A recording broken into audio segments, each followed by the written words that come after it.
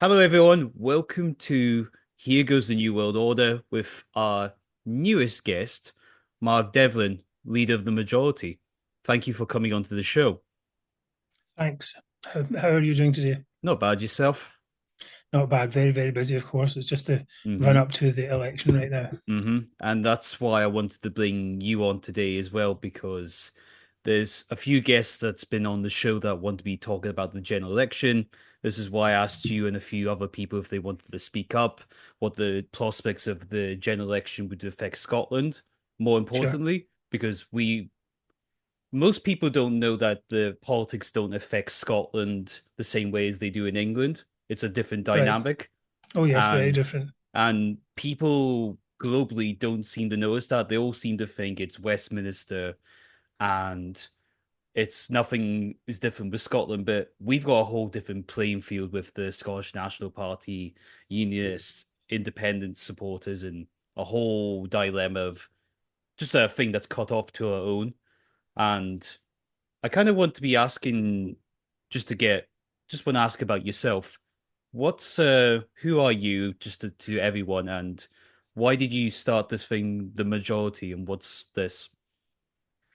Right. Okay. Well, I'll try and make a long story short. When I was in my Yeah. 20s, I went to live in Japan and I stayed there for 18 years. And I ended up founding and running number one English magazine in Japan and a website called japantoday.com, which is still one of the world's largest websites about Japan in English. And I had a big staff and all that. And I left there, went to live in the States and ran a karaoke place, of all things. And about 8 years ago, I came back to Scotland after having been away for a long time. And when I came back, of course, I had been back and forth as time goes on. Mhm. But when I came back, I was really surprised at the level of casual nationalism, casual Anglophobia that had Mhm. seemed to kind of infected, I suppose, the best way to say it, affected the country. The I felt a bit like the boiling frog syndrome, the people in Scotland with the frogs in the pot being boiled up by nationalism, and they didn't really notice that it was happening all around them. But if Mhm. anyone look out from outside, would go, "What's going on here? This is incredible. Mhm. How did this happen? How could this possibly have happened?" Mhm. And then I, I, I had I thought, okay, well, at a certain point, I thought, well, what can I do to help this? Because at that time, let's say 4 years ago, the anti-nationalist community, a pro-UK community, was demoralised. Basically, it Mhm. won the referendum, but it appeared as though it actually lost the referendum. Mhm. The nationalists were acting as though they had won it, and Mhm. the our side were acting as though we'd lost it. So there was a lot of appeasement going on, a lot of media bias, all these type of things, and that's all my area of wanting to fight back. So I thought, well, what we can do, I can use my skills to try and fight back. So we started writing articles, doing video commentaries, and so on. Fast forward 4 years, of course, the situation politically is very different. But the main thing we do right now is we do a weekly podcast called The Majority Show. It's on every Wednesday night, 7 p.m. live. We also do and have done throughout our career a variety of what they call billboard campaigns. Mhm. And we have right now we have SNP out billboards that are up in Paisley, Glasgow and Edinburgh. All of those are crowdfunded from our followers. So they've been very successful. We did Resign Sturgeon famous Resign Sturgeon campaign, Sack Matheson campaign. We flew a banner saying Resign Sturgeon over Mm-hmm. the Scottish Parliament building. So we've been quite active in that Mm-hmm. sense. And one of the big things we wanted to do is to say, look, we won. We don't need to give any more concessions. This is, and we need to beat back this nationalism. This is, in fact, this is a real problem in our politics, and we need to move on from that. And thankfully, we hope that will be happening. Yeah, and it's good that we're finally seeing some changes going along in Scotland, and you guys have been doing absolutely impressive when it comes to, like you said, the billboards. I've seen those ones that you've put up on your social media. Just seeing, they've been really effective with people that just go by, get out sturgeon. She's not here. Get anymore. Mm-hmm. Get rid of whoever you're whoever you're promoting to get rid of, they're effective because these people Yes. shortly go eventually. Well, there's two purposes in them. One is to send the message out to say, look, here, this is the actual message. But another purpose of them, and is quite important, is actually to say to our side that we're saying the message. Mm, Because where do these, if you look at the parties, what are they saying? It's so insipid and so weak, and they don't seem to have any idea of messaging. In mm, fact, during, I think it was the 2019 campaign, before we even started the majority general election campaign, I contacted at that time the Scottish Conservatives and said, look, there's only 300 seats in this constituency I'm in, but I don't see any media at all, no billboards, no nothing. Never mm, get a response, of course. no. And I just think that's the thing. Why is it so poorly handled? So I think one thing we can do, perhaps as our marketing background, and maybe just our personality, is very direct. Mm, It's SNP out, it's straightforward. mm, So that type of thing, or resign sturgeon, straightforward. And we hear stories, for example, when we flew the banner over, resign sturgeon banner over the Scottish Parliament, we hear stories from people who were like, whoa, what's that? And look it up and like, what? This is mm, amazing. mm, Someone's actually speaking for us. Now, I'm not saying that we're the only people doing that. There are no. many people, activists and Mm, so on, do a wonderful job. But we have our place where we try and do the mm, billboards and really speak directly to say no, no, I don't think so. mm, We're not going to do that. And I think gradually, as time has gone on, our side has become more strong. And now, of course, with the election coming up, this was our chance to really prove it, I suppose. mm. And you definitely do see the dynamics between, I would say, unionists and, uh, sorry, independent supporters. You're starting to see that fabric going between two different people. I know you and me don't like the word unionist, but Sure. we both have a probably similar reasons why we don't like it. But I might actually ask you that later on if you don't mind about the word. Well, you But can, I mean, just yeah, straightforward. We're not yeah, really in a mm, union, and nationalists mm, will say, "Oh, that it's all this. The UK isn't a country, mm, and all this nonsense." It's like the mm, UK is a unitary state. It's the result of a union. It's not a union. mm, It's not easily broken up. It's one single country.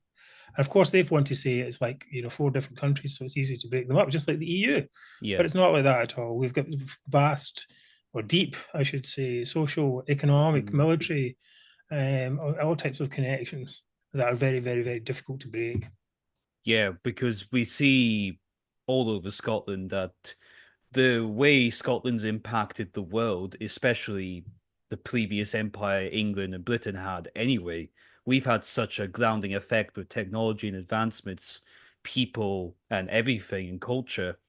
Like they just dismiss that whole part of Sure. legacy and they start picking things out as I call selective history, where they Mm. only pick out so many little points. They're like, oh, this thing happened, we invented the light bulb, but you were in an empire that everyone was kind of willingly Yeah. supporting and all that stuff. But you wouldn't Well, think they're that, masters of that type oh, of it's thing. They'll check. I mean, it's the mm-hmm, whole thing as well with like when they talk about small countries all the time. They'll take, oh yeah, Denmark. Oh, we love Denmark. It's great. It's got this and that, and you're like, well, what about the other stuff that it's got? Well, don't you, mm-hmm, the bad stuff? You're not going to mention that as well.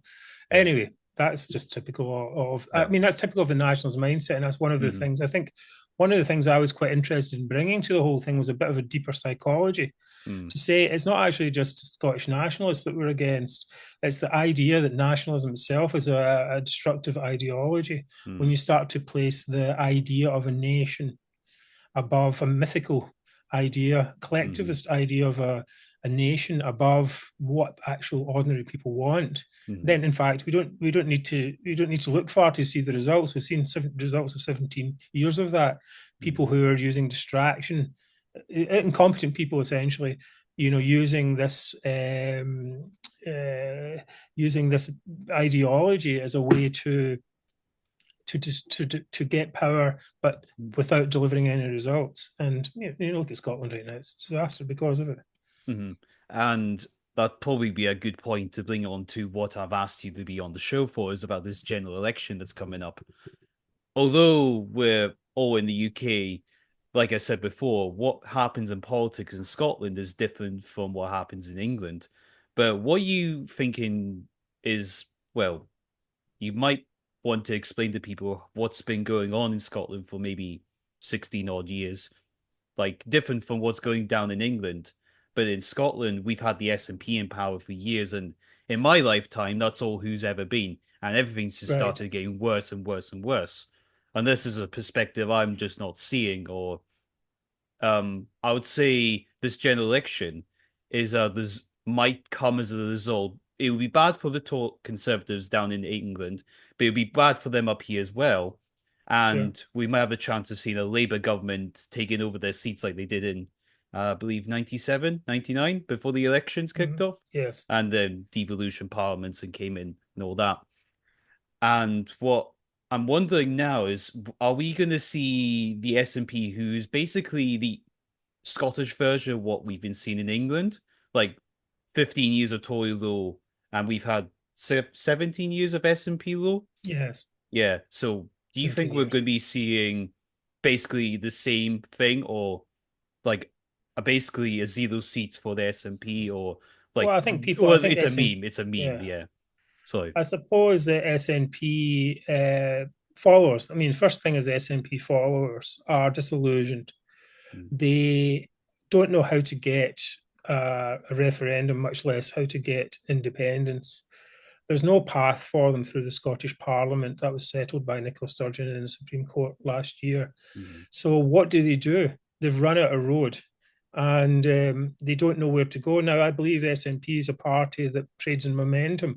If everyone thinks that independence is inevitable, and that's why they always talk about the inevitability of independence, then they can gain votes and gain votes and gain votes until everyone will pile on. Yeah, of course, we're going to be part of this.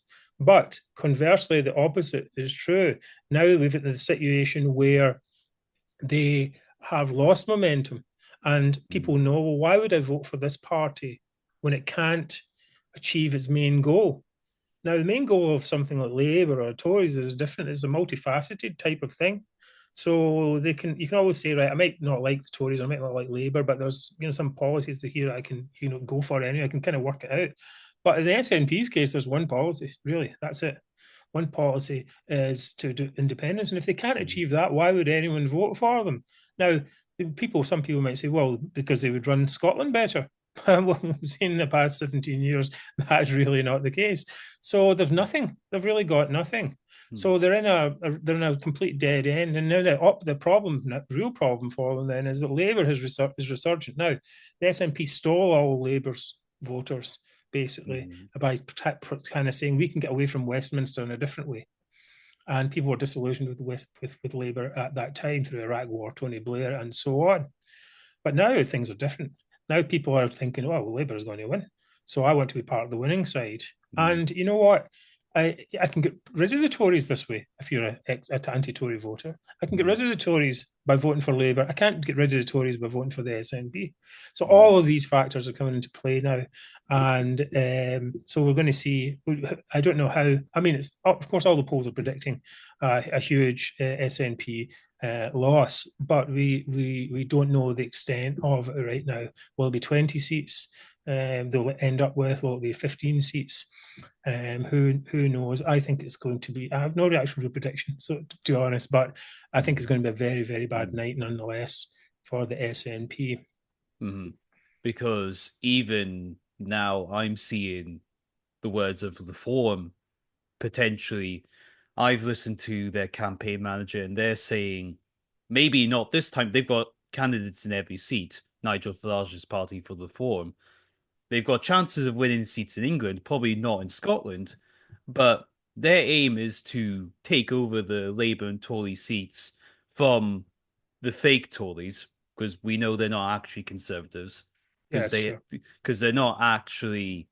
If I That's why I left them, because I was like, you're not actually conservative. I like, how much stuff have you been trying to defend women? No. Have you been trying to protect certain groups? Or you kept the BAME thing Boris Johnson got rid of. BAME was the thing where they put black Asians into a separate category of people. Sure.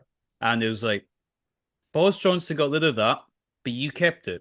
And I always thought that was really racist in its own way, but that's a Well, I gripe think of the bigger mine. issues, I mean, there are identity politics issues, sure, Hmm. but the big issues, of course, in the Conservative Party are immigration is number one, Yeah. and I mean they've let in using legal immigration, they've let in millions, basically a million and a half Hmm. people or something like that. I can't remember exact numbers. It's just unbelievable, Hmm. and people are angry, and I think people are still angry. Well, okay, and also the highest taxes as Hmm. well, and also the idea that people feel that they still didn't get the Brexit they voted for, and that, you remember Hmm. how many people that was? Vast numbers of people didn't get the Brexit they believe they voted for. So I think the party's been going to be punished for Hmm. all those things. Whether reform can do better or not remains to be seen. But one of the things that I do have to point out to maybe viewers who are not do not understand the politics in Scotland is that the rise of reform causes a real problem in Scotland that we don't Hmm. see in England. In England, if someone votes for reform instead of the Tories, now the Tories are going to lose anyway.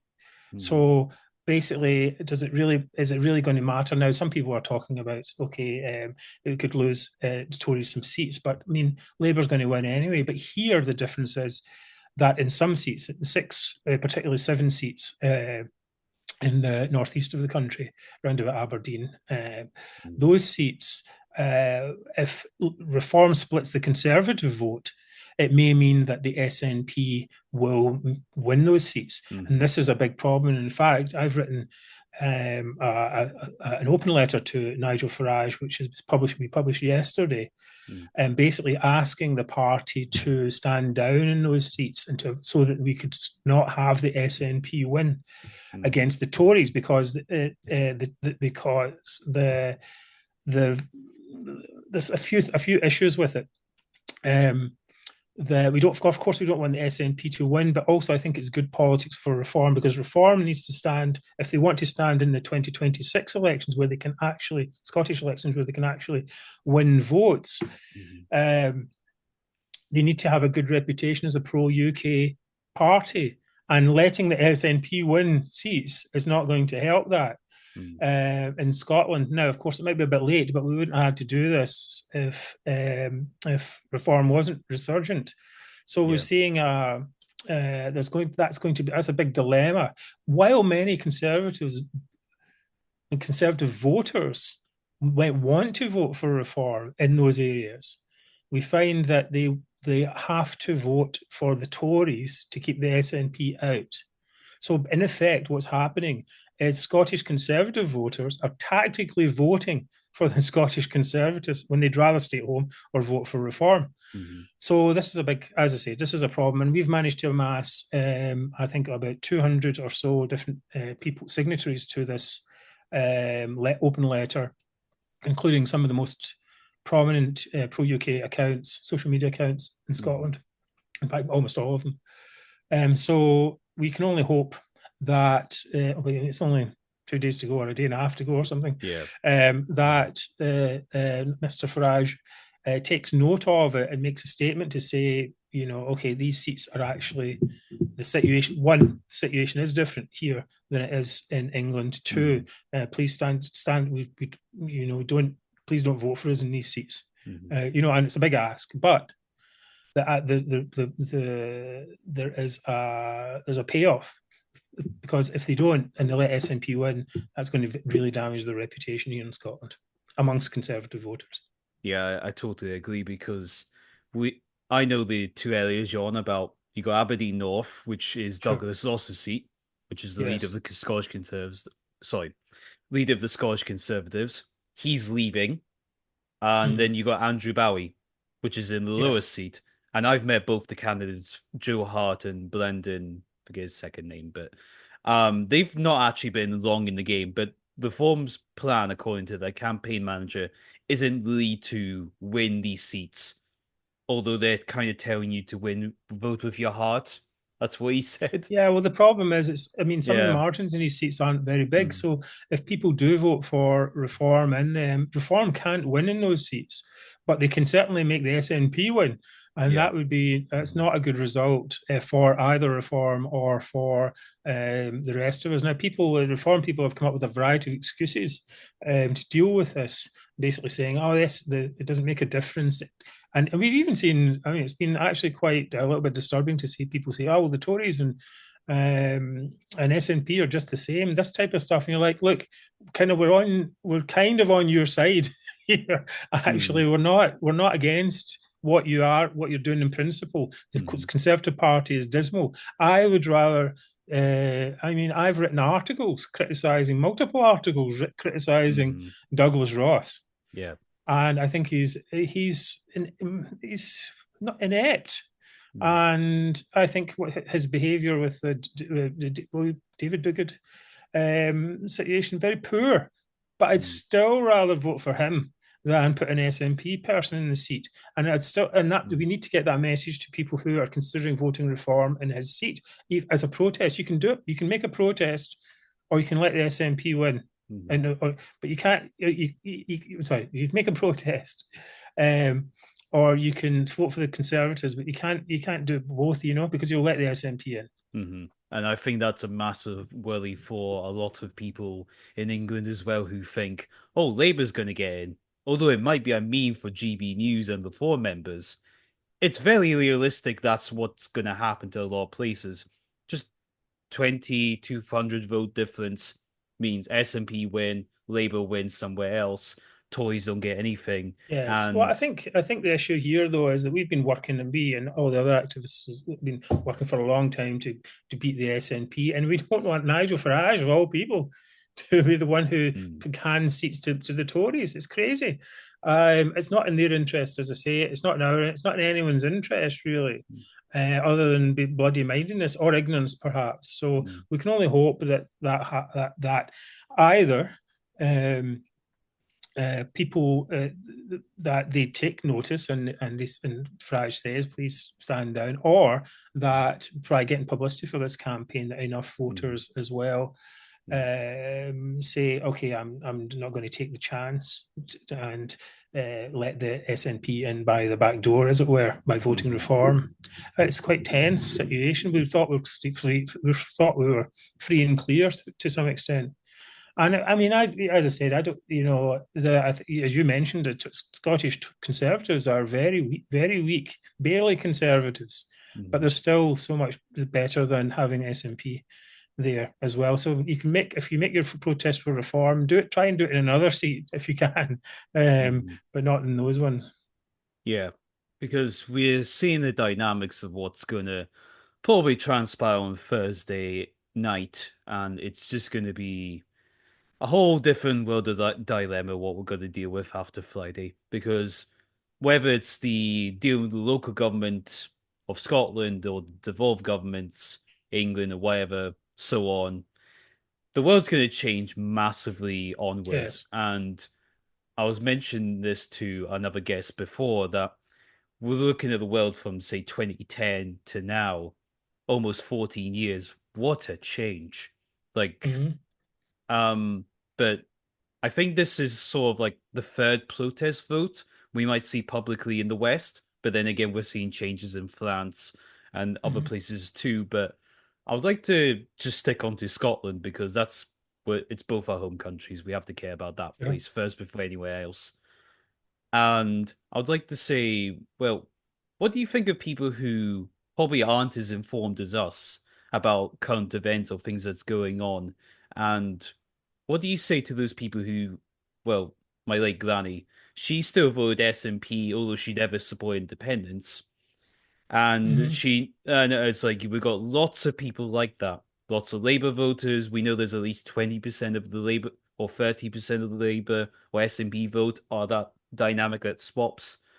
What do we say to the people who aren't really that informed, but they're like, I don't know what to really think about the Union or Scotland or anything in general?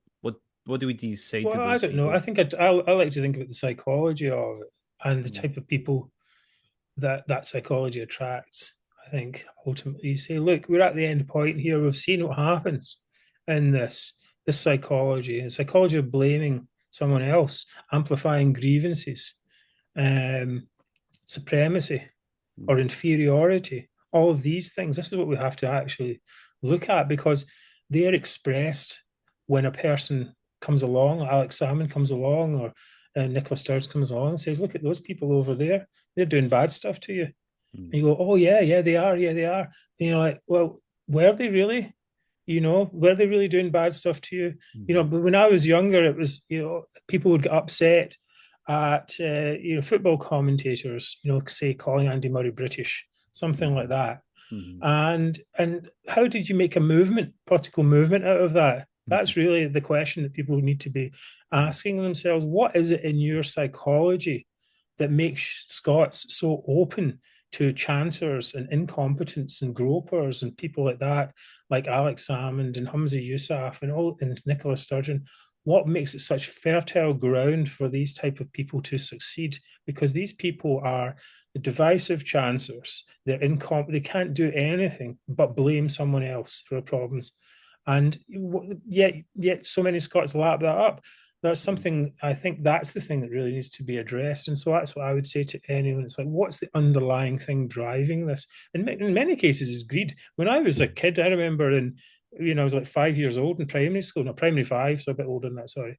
And we were in Mrs. Hunter Patterson's class, and there mm, was this play thing on the TV, and I remember it quite distinctly.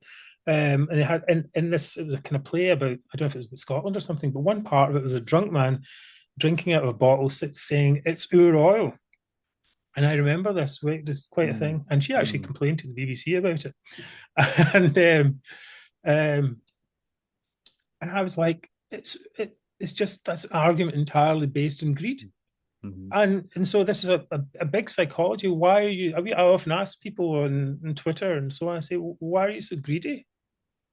That or why are you so intolerant that you mm, want to build a hard border with your neighbours, and not even your neighbours and your family members in some cases. It's like, mm, what's driving this?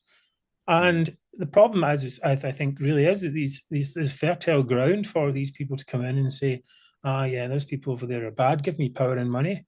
mm, And of course, then what's the motivation then for that person? Well, they're going to get more power and money. They're going to say more that these people are bad, and then mm. you're in a whole loop. It's a very toxic and divisive, toxic type of ideology, I think. Yeah, we need to get to the root of it. Yeah, because people really don't look further into situations than whatever the TV tells them or whatever a politician says. They'll say something and they won't even look that further on, which is Mm-hmm. probably the Amish farmers want to be on my own, don't want to be involved, which I totally understand, but it's starting to affect when it starts to affect your families and your kids. And that's what I'm more worried about. It's like if this doesn't get stopped, which you guys are actually holding, wood to the fire. So yeah, that's a light quote. And actually telling these people to account.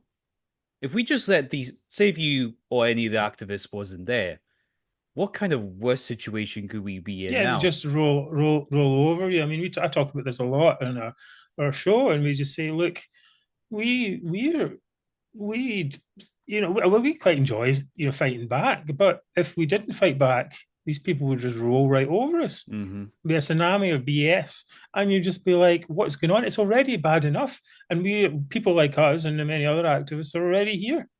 So it's just ridiculous to think about what it would be like if we didn't stand up. But at some point, I always thought that nationalism is a little bit of a brittle faith. It doesn't have much behind it, really, and there was a lot of cracks in it. By the time it got to Sturgeon, by the time she wasn't able to maintain it, and the whole thing, basically fell apart. And we've got a few some stragglers now, and we don't that this thing with reform, for example, we don't want to give those people hope because the whole thing depends on this hope. There's going to be something kicking the can down the road, there's some kind of legal thing that will get us a claim of right or some kind of other nonsense that will get us our dream. It's like that's not the question you should be asking. The question, or this, you should be asking, who has put this idea in your head that you should have this dream in the first place, and what are they gaining, benefiting out of it? That's really what I think the thing is. So, for low information voters, I actually think it's a kind of a weird thing because it just seems somehow through the grapevine that people do begin to change and begin to think, oh, well, maybe that wasn't the thing for me. It might not be as much as a billboard might help here and there, but I think most of it's done by people talking to each other and just even seeing headlines in the paper and just saying, "Oh, right, okay, oh, I've seen a couple of subconscious level. I've seen a couple of pro labor front pages. Oh, okay, maybe there's something going on there." And gradually, people change, but I don't know. I think irrespective of whether the SNP is gone, we still have to look at, as I said, the core psychologies that drive it. And we definitely do see that a lot, well, us anyway, but we see a lot of people that follow that trope continue it on. Because when I found the majority, you were sharing a lot of content from actually people who were really despising people who like the UK, like Scott against Scott, which Yes. is, and I'm like, that's not good.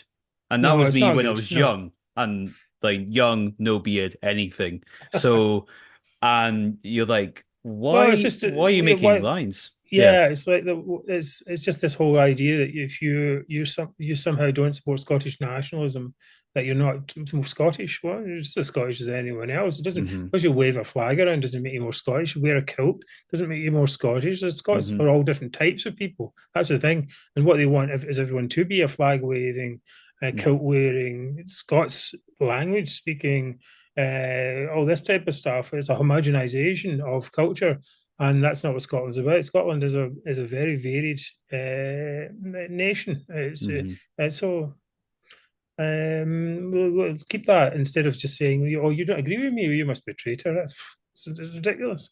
Yeah, it's a perfect way to make people not like you. That's a good start.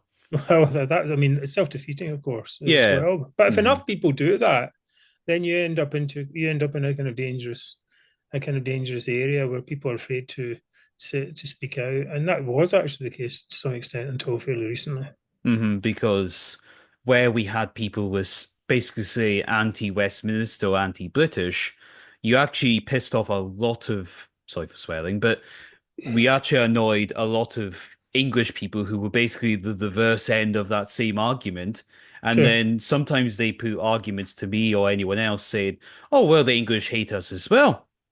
Well, of course, Yeah, it's a name of nationalism to promote nationalism. yeah, So if they can promote English nationalism, get the English to be nationalistic, that does their job for them. So we often yeah. see Hmm. people who'll say in the comments, on articles about the SNP and stuff, English people will say, yeah, we just get rid of them. Then that type of thing. Let them fend on their own if they want it so badly. And they're like, wait a minute, actually, the majority of Scots voted to remain in the UK, and do you Hmm. really want your political opponents to win? Would you say the same thing about your other political opponents? Yeah, Hmm. just let them win. Yeah, It's I absolutely know. insane, but it's It's so mad. glib. People just got a glib idea in their head, and you're like, okay, Hmm. let's. And sometimes these glib ideas can take hold, and it's difficult to Hmm. get rid of them. But we really need to be reminded that entire UK, everyone in the UK will suffer if the UK is broken Hmm. up, and that has been the biggest success of the Scottish nationalists is to Hmm. convince people that Scottish independence is a noble endeavour, when in fact it's the exact same thing as breaking up the UK, and that isn't a noble endeavour in any way. It would be an endeavor for anyone who doesn't like the UK being a participant, a member of the West. Like that's the only people you're Sure. really helping. Like terrorists, like a very nice leader for a short Oh, while, that's true. I Hamza, mean, yeah, and so we much have people. unity is our strength, I suppose, and diversity. Hmm. As much as people complain about diversity, in that sense of immigration and all that, but the diverse nature of the people of the UK is our strength. The United part is Hmm. important. Yeah, and looking, we both saw was last year when the Supreme Court in England basically ruled out that it's West up to Westminster to decide if an independence What referendum was ever UK Supreme Court? UK. What did I say? You said England. Shit. Okay. That's Well, what I it gave. is. That's what. Its location Yeah. Yeah. is in England, Yeah. but it's a UK Supreme Court. No, I get it. I'm trying to make sure I'm not drawing lines, and I'm drawing lines. It's okay. Um. I mean, it's easy enough. People do get confused, but it's all right. Yeah. I mean, the thing is, The. if someone gets confused with something like that, it's not you just like, oh, okay, actually, in the UK, it's not like a big fight. It's like when the UK, the Mhm, terrible UK or the great UK or anything like that. It's just the mhm. way it is. Yeah, because the nationalists have actually made me less proud to be Scottish, but more proud to be British, because I'm actually proud of the 300-year history we've done as a country to the world and what we've done as individuals that's made things a lot better. Like, I think the world would have been worse off if there wasn't a British, like, country, like Britain wasn't there. With Scots at the heart of it as Yeah, well. with And that. also, it was Mhm, a huge boon for the Scots who were able to access larger markets, larger ways of thinking, more things, and incredible benefit for Scotland, which was a mhm. poor nation before. And to be frank, when the whole thing started off, no one liked each other. We Oh, hated each yes, other's guts. yes, And even Scotland tried to do its own little colonial expeditions and it sure, failed and it bankrupted the country. yes.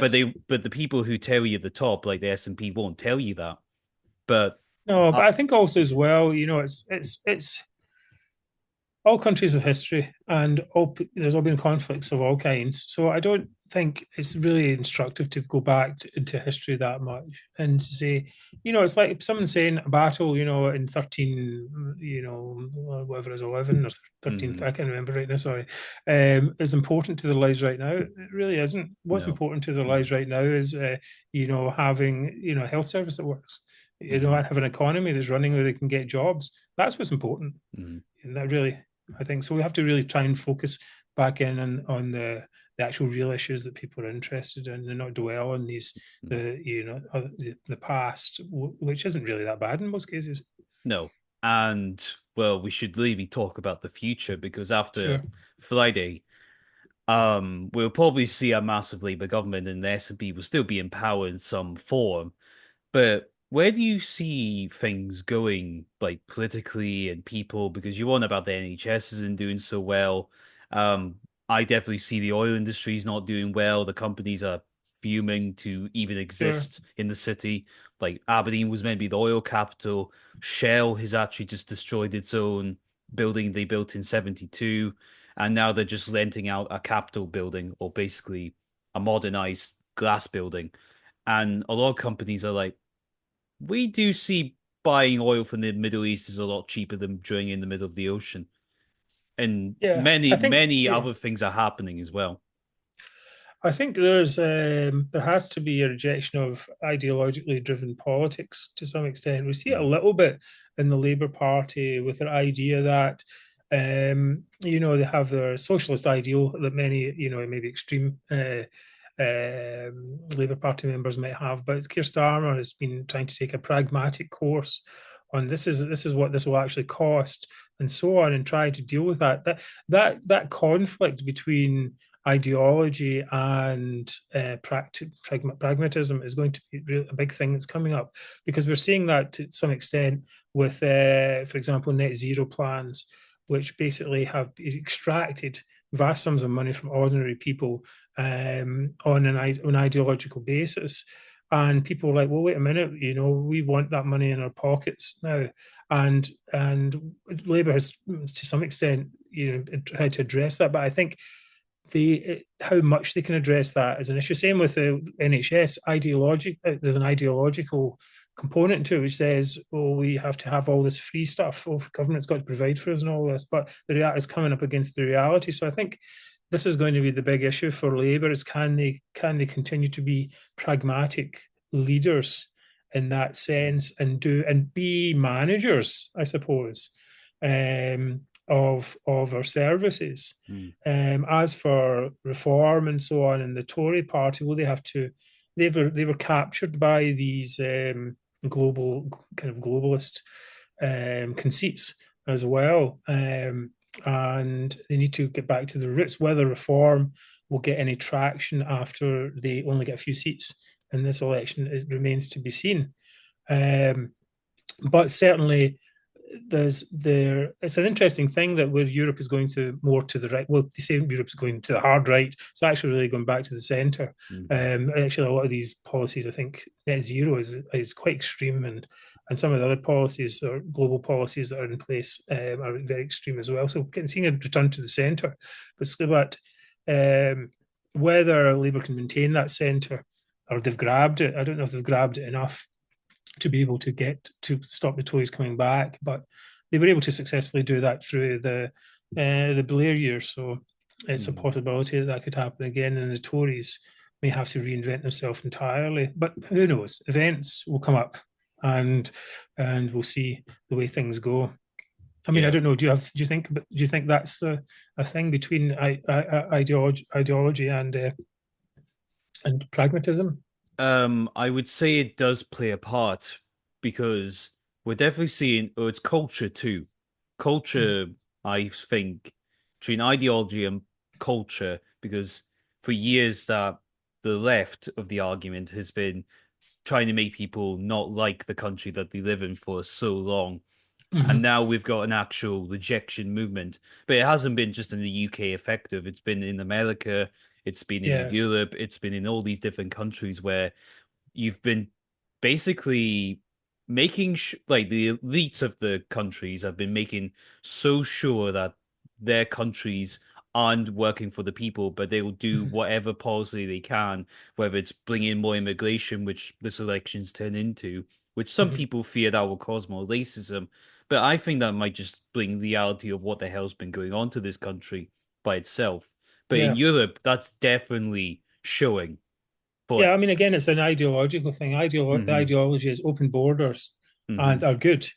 And then the people are like, well, wait a minute, this is not really good for us. We're getting increasing hmm crime, our services are under strain, and so on, and it's just out of control. Nobody's looking for, well, few people are looking for a complete clampdown, but maybe a time of rest is enough, is required. hmm So we see that now. Whether Labour can even manage to handle it, of course, the media will be more on their side than it hmm would be with the Tories, but in saying that, it's still a real issue, and they still have to deal with these things.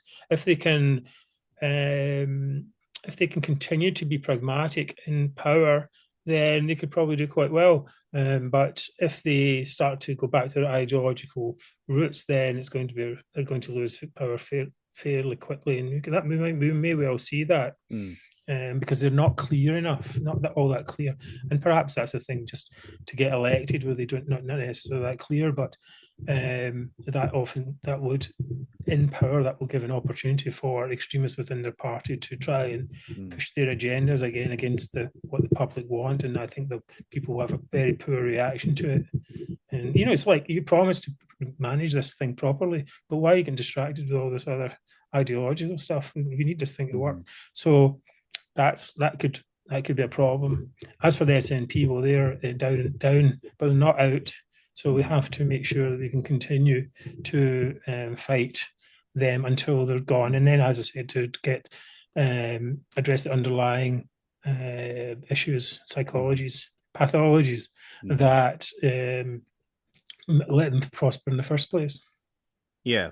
And we're starting to see the culture move a bit for what everyone's going to basically vote for in the next few days when this video might be just out before the election, depending when I can get it done. But we can definitely see what the prospects are for like the Labour Party, they've got infighting already before the election Sure, started because like you're saying, ideologies are clashing, they're not working. But I think what really needs to happen in general, especially for this country, the whole UK, is a reality check for people because I hmm, don't think there's too many people who are low informed or no normie voters who just don't pay attention to what's going on. They're quite happy living in their house or their version of a mansion, like this flat, and having no actual issues of what's going on in the real world. And I think the Labour government might just bring that little bit of a reality check coming on to them. okay, And I'm just that little bit cruel to people because I'm like, you're the ones who also vote for this. You're also helping the elite, which is a whole nother topic sure, conversation because what we're really facing now is the elites of our societies in the West anyway, going against the people. mm, yeah, And it's very true.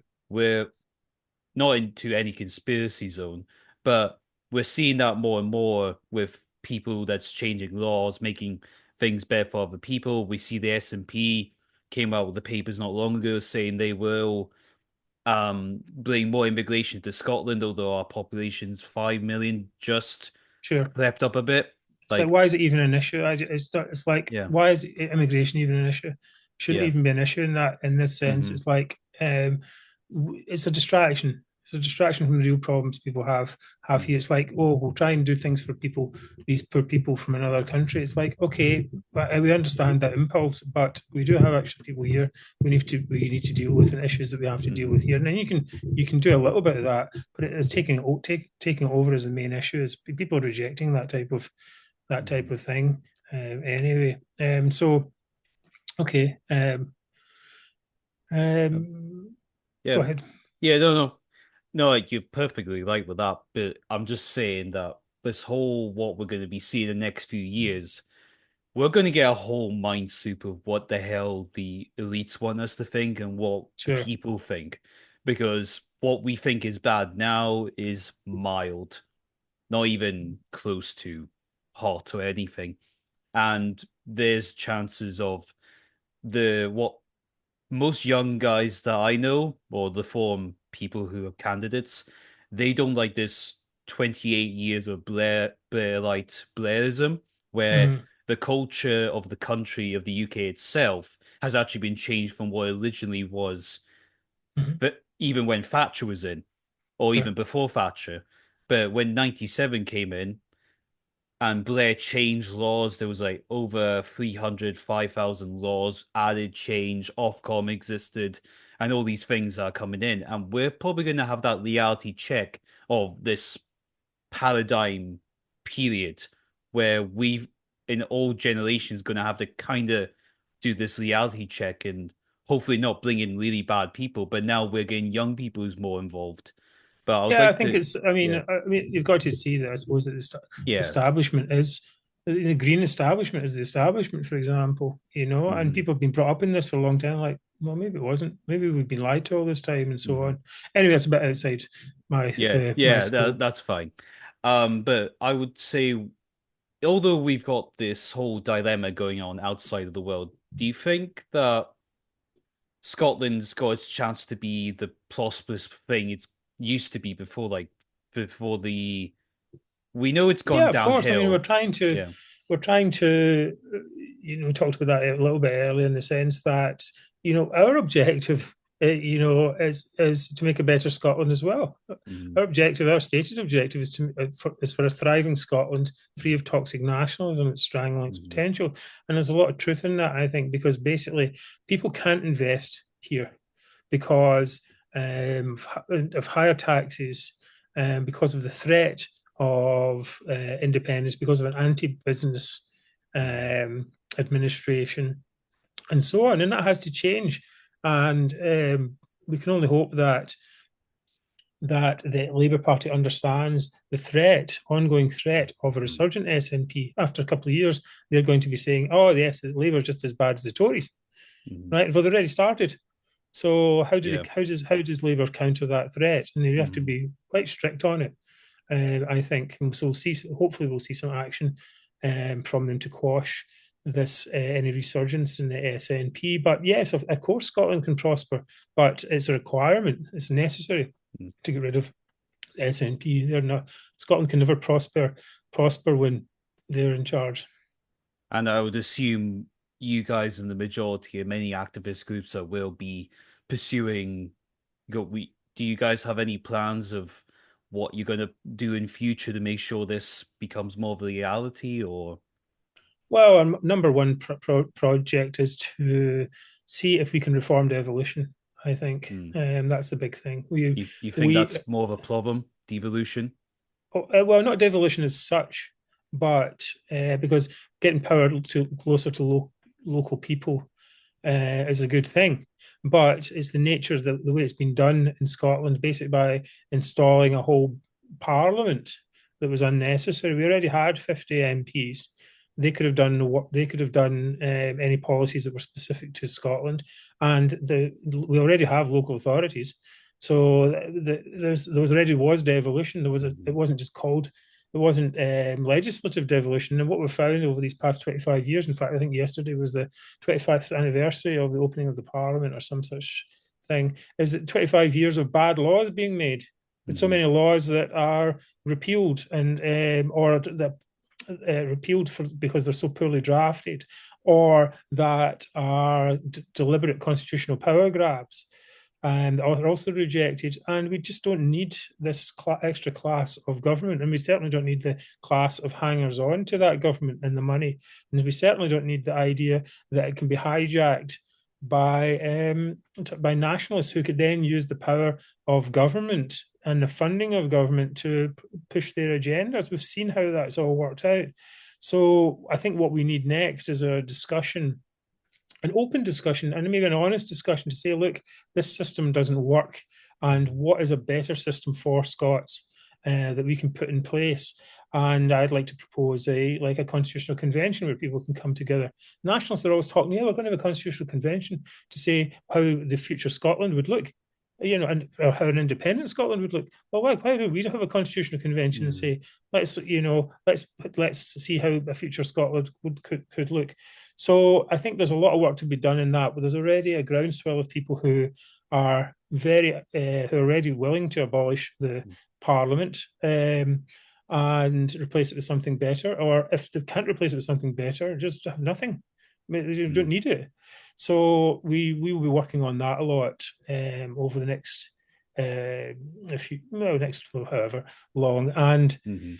um, we can, but we'll have to see what happens in this election here. Mhm. Um, how if Labour wins, and then what they will do to. I think there's not much talk about giving extra powers, and we need to start talking about returning powers or Mhm. reducing the powers. So we'll see how that discussion goes.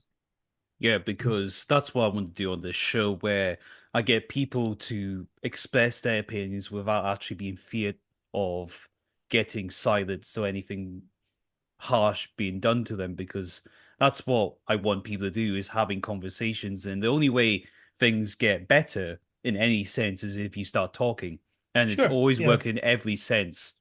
Okay, some little people that don't like conversations, they have a fit about it and it gets really bad, but that's not everyone. That's not 99% of us. Um, No, I think we need to discuss these things. I mean, everyone knows it's rubbish. So, but you don't want to be in a situation where everyone thinks it's rubbish and no one has any idea of how to fix it. So we need to start doing that. But the thing is, when you start talking about it, people are like, oh, so you want Westminster rule? Then no, we don't want Westminster rule. We want devolution Mhm. to work properly for Scots, so that money isn't siphoned off from local authorities Mhm. into the Scottish government and for their pet projects, stuff like that, so that we can save £1 billion a year in running costs. I mean, there's a lot of negatives. I mean, apart from the obvious negatives, there's a lot of points about it that people don't actually know right now. So, Mhm. um, but yeah, to have a conversation, open and honest conversation with people of all parties, because I think it should Mhm. be an all party discussion to get something better. Yeah, and that's why I was thankful you came on to actually discuss your views of the political sphere of where Scotland could go from what's been before and what we could see in future of it. And that's kind of where I want to end the show, if that's okay with you. Sure. And I thank you for coming on this show. Can I just ask, is there anywhere people can find you? Where do we find you, the majority in? Well, the number one place we're on, of course, is on Twitter, or X, as it's now called, and you can just find that at the majority Scott, all one word. And we're also on Facebook. We have a Facebook group, so you can find it as on there as well. But if you want to have more current stuff, please do watch our the majority show, which is on every Wednesday at 7 p.m. And if this does come out before the election, we will also be doing an election special from 12 midnight, where we will be trying to do a live stream as the results come in with who knows how that will go. Some general banter and unscripted nonsense, perhaps. And we'll have some special guests as well. So we can find us. You can do a Google search. We also have articles on the web as well. We're everywhere. Everywhere you want to find us. Anyway, so please do come by and say hello. Well, thank you very much for coming onto the show, My and pleasure. we'll thank everyone for who's actually starting to watch this small little channel that's growing really quickly whenever this video comes out. Well, thank you, Well, yeah, and thanks for the opportunity and good luck with your channel. yeah, thank you very much, and hopefully we can see ourselves in podcasts and events in the future because I think this can all go somewhere. It just takes that bit of enthusiasm and just that encouragement to go. Sure. So I'd like to thank you for coming on. And this was the Here Goes the New World Order. Thank you.